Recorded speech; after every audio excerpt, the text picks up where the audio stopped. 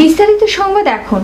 কলকাতার বিখ্যাত চীনের রেস্তোরাঁ মেনল্যান্ড চায়না এবং সংবরণ ক্রিকেট একাডেমি একসঙ্গে তৈরি করেছিল মেনল্যান্ড সংবরণ ক্রিকেট একাডেমি, যেখানে প্রশিক্ষিত অনূর্ধ্ব 17 বছরের খেলোয়াড়রা এবছর জিতল ক্যাপ জুনিয়র ক্রিকেট টুর্নামেন্ট। সংস্থার পক্ষ থেকে বিজয়ীদের পুরস্কৃত করা হলো।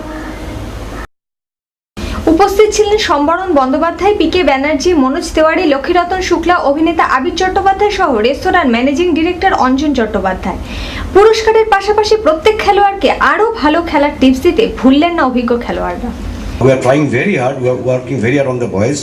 তো আমার ছেলেরা ওইদিকে বসে আছে, তো ওদেরও আমি বলি আর কি, ইটস জাস্ট অ্যানাদার ডে। তোমরা একটা টুর্নামেন্ট জিতলে ওকে ফাইন।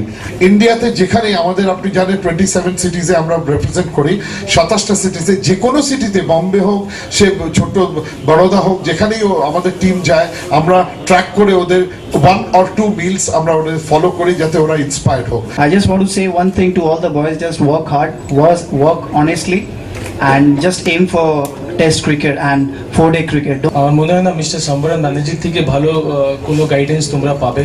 আমার মনে হয় আমরা তো পাইনি, বিকজ আমার মনে হয় ওরা যেখানে আছে সেখানে ওরা শুধুমাত্র কনসেন্ট্রেট করতে পারবে ওদের খেলাতে, বাকি আর কিছু নিয়ে ওদের ভাবতে হবে না। Your fitness, your speed, your agility, your intuition, your anticipation, everything.